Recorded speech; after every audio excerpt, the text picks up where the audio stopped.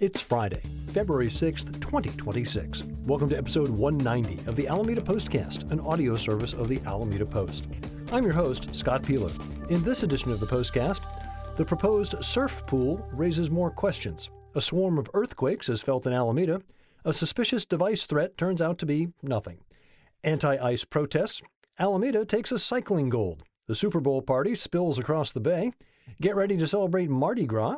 Events for your weekend, and a look ahead to this year's history walking tours. These stories and more on this episode of the Alameda Postcast. Our top story. Back in episode 154 in May, we reported on a proposed surf park in the area near Encinal Junior and Senior High School. Now, a public records request has revealed that while the city has been moving toward leasing public parkland to one developer, Neptune Beach Surf Club Development Partners, for a commercial surf pool, two other surf pool developers have also expressed interest in buying commercial property from the city for the same use. If the private facility is built in the park and does not work out, the city would be left with a specialized pool that would cost the city to either operate or remove. However, if a company were to buy commercial property from the city, the developer would take on all the risk that goes with owning the property, as well as contributing a new source of property tax income. On May 17th, the city and Neptune rolled out their proposal to construct a surf pool facility in Enterprise Park. The announcement was met with a mixed reaction. On May 19th, the San Francisco Economic Development Department sent the city an email asking if it could connect a French company, Business France, with the city of Alameda to see if there were potential opportunity sites for its own surf pool project. There is no documented response by the city staff inviting the French company to visit. On May 27, Surflock, a company that designs, engineers, builds, and operates surf pools around the world, contacted the city and expressed interest in being considered for the project. On July 10th, city staff took the leasing proposal concept to a meeting of the Recreation and Park Commission, where the interests expressed by Surflock and the French company were not mentioned. On July 18th, Surflock CEO Thomas Lochtefeld wrote, quote, "I understand that the local community has voiced reservations regarding the proposed surf park location due to its existing status as a small, tranquil public park near a boat ramp and beach. In view of potential community resistance, my group would prefer a location that is already targeted for commercial use and capable of land purchase. We would also consider the addition of a hotel resort." End quote. City staff took Neptune's leasing proposal to City Council 3 months later, in October. It is not known if the interest from the other two companies was brought up. On November 10th, Surflock CEO Lochtefeld again emailed the city, expressing his company's desire to purchase land on Alameda Point. The Alameda Post inquired as to why the process was not paused to examine the alternative scenarios. The city has not responded. On January 28th, Thomas Lochtefeld reiterated to the Post his company's desire to purchase land for a surf pool and hotel. Irene Dieter has the story at alamedapost.com/news. Monday morning, social media in Alameda was alive with posts of, "Did you feel that?" Many of us did, including yours truly.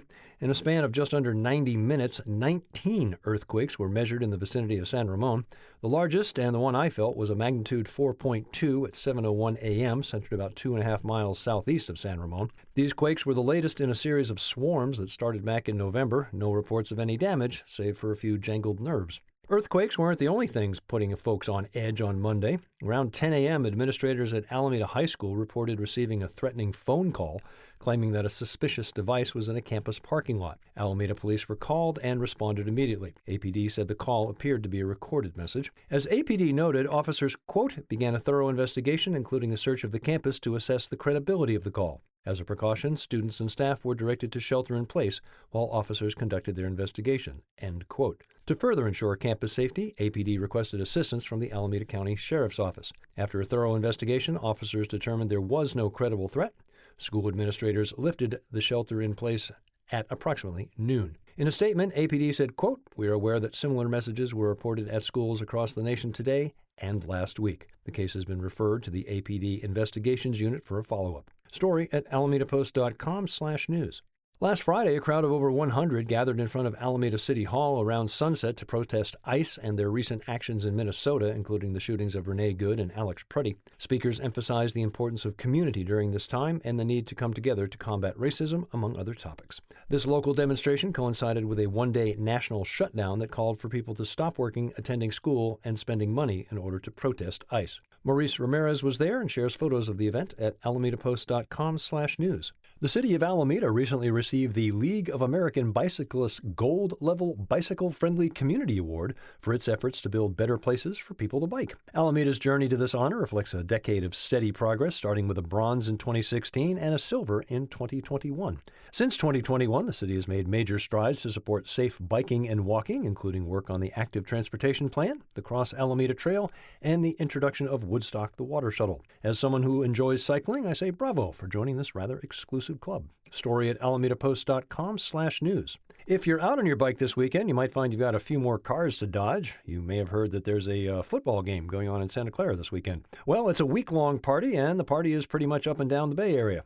Last night, the Dirty South hit Alameda as Grammy-winning rapper 2 Chainz headlined an exclusive late-night show at Gold Bar Distillery as part of their celebration of champions. Tonight's show features Ty Dolla $ign and 50 Cent. There will also be a daytime fan fest. Today, Friday, Joe Montana will be on hand. On Saturday, 2-time Super Bowl champion 49er Tom Rathman makes an appearance.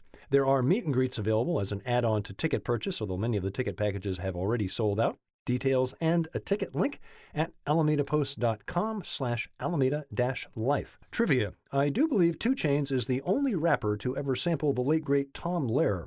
Mr. Lehrer gave his full permission for the use, signing off on the request with, quote, "Please give my regards to Mr. Chainz, or may I call him 2, end quote. Of course, after the confetti has been swept up from the big game, there's another party just waiting, and you can bundle your parties. Celebrate Mardi Gras and Carnival with Shell and Friends and special guests from the Venezuelan Music Project on Valentine's Day, February 14th at Rhythmics Cultural Works from 7 to 9. Blend New Orleans and Caribbean traditions in a joyful evening of music, history, and culture, and you've got your Valentine's Day plans settled as well. Details and a ticket link at alamedapost.com/arts. As we do every 2 weeks, time for a look at the latest real estate sales. With the holidays over, sales volume picking up a bit. 13 homes sold, 9 on the main island, 4 on Bay Farm. Prices ranged from $641,500 to $3,500,000. 11 of the sales were with conventional loans, the remaining 2 cash deals. Average time from listing to offer was 42 days, although that number is skewed somewhat by 4 of the properties receiving a same-day-as-listing offer. Full details in Liz Rush's article at alamedapost.com/real-estate. With Valentine's Day upon us, Amanda Laird has rounded up some thematically appropriate events in her weekly all-around Alameda column. On Friday and Saturday, local arts instructor Ms. Y is offering a pair of Valentine's Day crafting opportunities. Tonight, Friday, it's for the grown-ups from 7 to 9 at Alameda Gallery and Collective, 1451 Webster. Saturday from 2 to 4, it's the kids' turn, right next door at Calafia Taqueria. Also on Saturday from 2 to 5, a drop-in Valentine's Day craft party at the Frank Betts Center. Suggested donation $5 with all supplies provided, as well as beverages and light snacks. Saturday night, kick up your heels at the Elks Lodge on Santa Clara for their romantic vintage ball, starting with slow foxtrot and East Coast swing lessons. 1930s, 40s, or 50s costume or vintage or modern evening dress is admired but not required. The Soup Bowl is scheduled Sunday as meatball soup goes ladle to ladle with veggie soup at DeHome at 1516 Lincoln. This beginner-friendly cooking class is a perfect introduction to get the whole family cooking. Details on these events in the all-around Alameda column at alamedapost.com/alameda-life. Not too early to start marking your calendar for our 2026 History Walking Tours with historian Dennis Evanosky. The tours kick off with 2 in April and continue through October. Each tour is offered twice a weekend, Saturday and Sunday.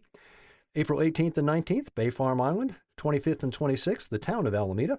May 16 and 17, a walk through Park Center. June 20 and 21, the town of Encinal. July 18th and 19th, Encinal Park. August 15 and 16, Neptune Beach. September 19th and 20, Cohen's Railroad and the town of Woodstock. And October 17th and 18th, building the Naval Air Station and Alameda Point today. Details and links to historical background at alamedapost.com/tours. Nominations are closed, but voting is open for the Alameda Stars, your chance to pick the best of Alameda in categories like arts and culture, business services, food and drink, and more. Head to alamedastars.com to cast your vote by February 17th. Hope you can join me Sunday morning at 8 on KCSM HD2 for the latest episode of the Alameda Connection. My guest will be Rekha Saleh, one half of the husband and wife team behind Alameda's award-winning Fixque Barbecue. If you don't have an HD radio, you can stream the show from kcsm.org. Find the Alameda Post on all the social media platforms, now including TikTok. Get the Postcast wherever you get your podcasts or tell your smart device to play the Alameda Postcast podcast. I'm Scott Peeler, back next Friday with episode 191 of the Alameda Postcast.